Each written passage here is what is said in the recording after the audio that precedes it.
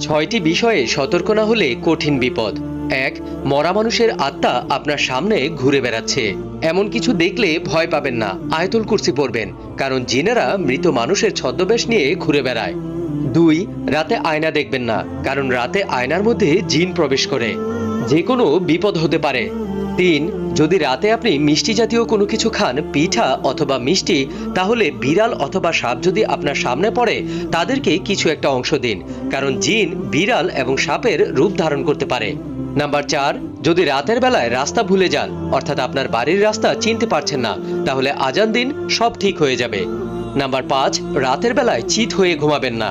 এক প্রকার বোবা জিন রাতের বেলায় চিত হয়ে শুয়ে থাকা ব্যক্তিকে চেপে ধরে।